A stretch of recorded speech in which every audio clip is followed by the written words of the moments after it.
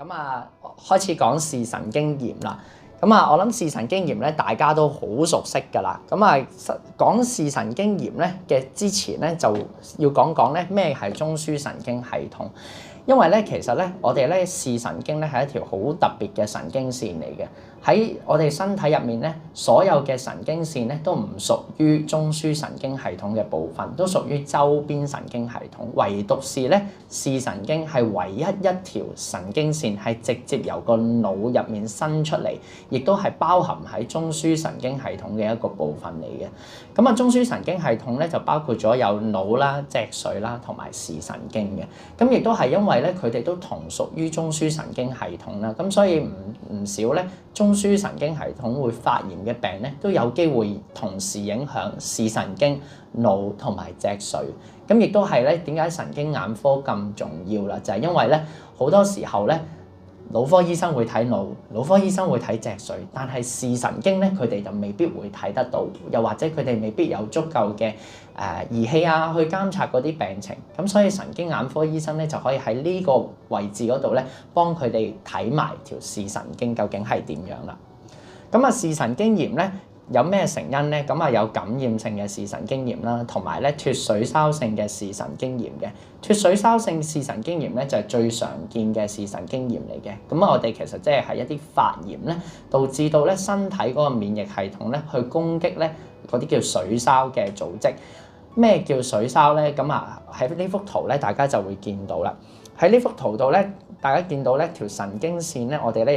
有一隻腳咁樣伸出嚟嘅。咁條神經線側邊咧就會包住咧一啲咧叫做水燒嘅物質。咁呢一啲嘅水燒嘅物質咧，佢嘅作用係乜嘢咧？佢就好似咧條電線側邊絕緣嘅膠嘅包圍住佢咁樣，佢會增加咧加快咧佢神經咧嘅傳導嘅。即係等於咧，如果你嗰條上網線係56K 嘅，佢包咗呢個膠有水燒喺度嘅時候咧，佢就變咗光纖上網線，咁就令到咧神經資訊嘅傳導會快啲。咁但係如果當免疫系統咧攻擊呢一啲水燒嘅時候咧，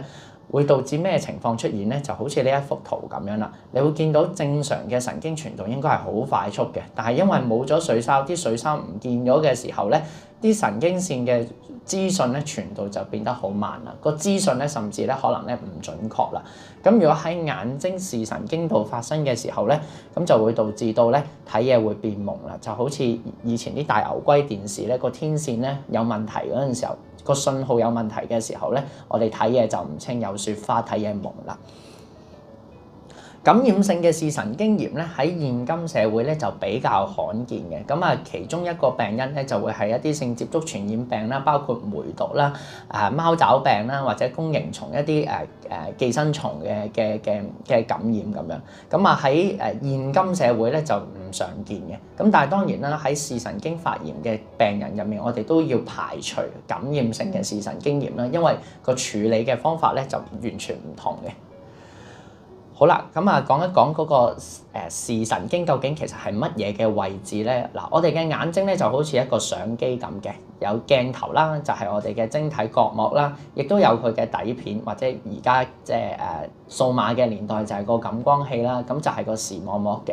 咁啊個相機咧收集咗啲資訊之後咧，就要傳到去大腦嗰度咧，咁我哋先至會睇到嘢嘅喎。咁中間傳導嘅電線咧就係視神經啦。咁我哋咧眼球後面咧就有呢條視神經啦，咁啊伸到去個腦嗰度咧，兩條視神經咧就會有一個交叉嘅位置嘅喎，好得意喎！佢哋嘅信號咧有一半咧會去咗對面嘅喎，而一半咧就繼續喺同一邊嗰度。咁所以咧視交叉咧就係一個集合晒兩邊視神經會有嘅資訊嘅地方。咁然之後咧，再經過視束咧，就去到咧一個叫做lateral geniculate body（LGB） 嘅結構啦。咁呢個 LGB 嘅結構再將呢一啲嘅資訊咧，就傳到去咧我哋大腦皮層嗰度，喺嗰度咧就形成咧呢個即係視力嘅感覺啦。咁呢個資訊嘅傳遞就係咁樣。咁啊試想下咧，就係如果有發炎嘅時候咧，如果影響到視神經啦、視交叉啦或者視束嘅話咧，都會影響到我哋大腦皮層所接收到嘅信號。咁亦都係點解視神經炎啦，或者視交叉發炎啦，甚至視束發炎啦，雖然呢啲都統稱為視神經炎嘅時候咧，會影響到我哋嘅視力啦。好啦，頭先講到咯喎，咁我哋視神經就係負責傳遞我哋眼睛收集到嘅資訊俾個大腦咯。咁當佢發炎有脱水鞘性發炎嘅時候咧，我哋會有啲咩症狀啊？嗱，呢個就係急性視神經發炎嘅時候會有嘅症狀啦。第一，我哋會視力會下降嘅。咁我哋咧平時咧測量視力咧，大家都可能會見過咧。我哋喺眼科門診咧就會俾大家睇啲醫字啊，話開口向邊度啊，睇到有幾多行啊，就代表個視力係幾多。因為點解咧？其實咧，我哋睇嗰啲醫字嘅大小個方向開差嘅時候，我哋就可以分辨到究竟去到幾細，我哋就開始分唔到究竟嗰啲嘢係黑定係白，咁就代表咧我哋嘅視力嘅能力有幾多啦。咁啊，視神經炎發炎嘅時候會有視力下降啦。同時咧，我哋唔係淨係講中央視力嘅喎，因為我哋睇嘢咧，除咗中央睇到啲細字之外咧，其實我哋周邊見到嘅範圍就好大噶嘛。咁另外一個症狀咧就係咧，當視神經發炎嘅時候咧，啲病人就會有視野收窄。視野收窄咧，我哋會點樣見到咧？就好似咧喺廁紙筒入面睇嘢咁樣，周邊嘅嘢唔見咗，又或者咧可能喺中間平時睇得見得開到嘅嘢咧，突然間好似有陣灰蒙蒙或者黑色嘅嘢遮住咗一忽咁樣，呢啲都屬於視野收窄嘅。呢一幅圖咧就係咧我哋喺眼科門診度會有時會做嘅一啲檢查，我哋叫視野圖嘅檢查。咁黑色嘅地方咧就係咧病人睇唔到嘅地方啦。咁啊呢個喺呢一個病人身上面咧，你就見到咧佢嘅視野收窄，剩翻咧大概中間10至到20度嘅位置。嗱，呢個就係視野收窄啦。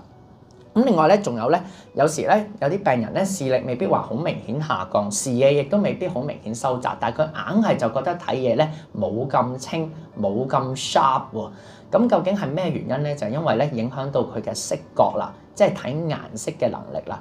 喺呢一幅圖咧，大家唔知嗰個 projector 出唔出得到啊？你見到咧上面嘅士多啤梨咧就明顯咧就鮮紅色啲嘅，但係有時咧可能早期發一啲視神經炎嘅病人咧會同你講：我明明平時睇嘢咧就好 sharp 嘅喎，紅色好鮮豔嘅喎，點解好似甩咗色咁樣嘅咧？好似啲舊報紙黃咗嗰陣時候咁樣嘅色咧？咁呢個咧就係其中一個視神經炎咧常見嘅症狀啦，就係個色覺會下降啦。而喺視神經發炎咧，同其他嘅眼疾所導致嘅視力下降咧，有咩唔同咧？好多時候咧，視神經發炎嘅病人咧，佢色覺咧係不尋常地受影響多過佢嘅視力嘅。咩意思咧？就係佢可能度視力嘅時候咧，依然咧係睇到20/20，即係睇到最細嗰一行，或者係正常人應該睇到嗰一行咧。但係佢嘅睇嘅顏色咧，就完全咧就變到咧，可能佢都分唔到嗰啲色板究竟係咩顏色啦，紅同埋綠都未必同你分得清楚啦。咁呢個咧就好強烈咁指向咧係一個視神經嘅問題嚟嘅。但係相反咧，就係如果係其他嘅眼睛嘅問題，譬如好似白內障啊、黃斑病變啊呢一啲嘅病咁樣咧，佢嘅視力下降咧就伴隨同色覺嘅下降咧個比例咧係差唔多嘅。咁呢個係其中一個咧我哋要留意嘅地方，就係有時有啲病人咧話啊，我覺得睇嘢唔係好清楚喎。除咗睇究竟平時啲細字睇唔睇到之外咧，我哋可以嘗試對比一下平時見開嘅嗰啲顏色，一啲鮮豔嘅嘢會唔會變到好似冇以前咁鮮豔？咁呢一個可能係一個翻發嘅一個病徵啦。咁除咗呢啲眼嘅問題之外咧，咁視神經炎咧，有時咧啲病人都會有話頭痛或者眼嘅周邊有痛嘅，尤其是喺隻眼喐動嘅時候咧，佢會有痛嘅感覺。點解會咁樣嘅咧？咁其實咧，因為我哋眼睛咧嗰個頭先講緊視神經咧，就係連住個眼睛去到後腦嗰個位置嗰度嘛。咁當你條視神經咧係發炎嘅時候咧，其實咧我哋嗰個頭顱入面咧都有一啲咧痛覺嘅感覺嘅神經嚟嘅。發炎嘅時候咧，佢就容易受刺激就會痛，尤其是咧，當我哋眼睛喐動嘅時候咧，其實連帶咧就會喐到條視神經啊。咁就係因為嗰條視神經已經發緊炎啦，你喐得多佢嗰陣時候咧，佢就會頭痛再犀利啲啦。咁所以呢個就係視神經炎嘅病徵啦。好簡單，記住就係視力下降、視野收窄、顏色差、加減有冇頭痛，而頭痛咧可能係同眼睛移動嘅時候咧會特別犀利啲。講少少數據啦，因為咧其實咧我哋我哋知道咧，即係 NMOHK 啦，咁啊當然 NMO 係一個好大嘅主題啦。咁除咗 NMO 之外，今日另外一個我哋會講嘅主題就係 MOG 啦，就係 MOG 啦。咁啊，究竟 NMO 同埋 MOG 嘅視神經炎咧，有幾多嘅 percentage 會係呢一啲嘅病咧？咁我哋可以睇睇啲中國嘅即係大型嘅眼科中心嘅研究數據先啦。咁其實咧，我哋發現咧，原來咧喺中國人入面咧 ，NMO 嘅佔比都幾高嘅喎。喺北京、上海佢哋一啲大型嘅數據咧，我哋見到咧，病人發視神經炎嘅時候咧，有超過30%或者40%嘅病人咧，其實係屬於 NMO 嘅。至於 MOG 嚟講咧，都有20%嘅喎。小朋友咧就有啲特別嘅，小朋友比較相對上咧少啲 NMO 嘅，反而咧就多啲咧係 MOG 嘅。咁其實呢個經驗咧都同我哋喺公立醫院咧嘅經驗都差唔多嘅。咁啊呢度就寫某公立醫院聯網啦。咁啊即係其實係我工作嘅醫院聯網嘅一個過去我哋睇翻12年咧，我哋嘅視神經炎嘅病人嘅病因啦。咁啊 NMO 咧都同北京、上海嘅數字好接近，有30%嘅病人係 NMO 嘅。MOG 咧就相對上咧就冇佢哋咁多，就13% 左右嘅啫。咁但係呢個咧同咧我哋公立醫院能唔能夠 check 到 MOG 呢一隻嘅抗體都有關係嘅，因為其實係去到近呢5-6年咧，我哋先至開始可以喺公立醫院嘅體制底下咧 check 到呢一隻 MOG 嘅抗體。至於 NMO 咧就應該已經有咗，冇記錯應該有咗8-9年㗎啦，係啦。咁再以前咧，可能有一啲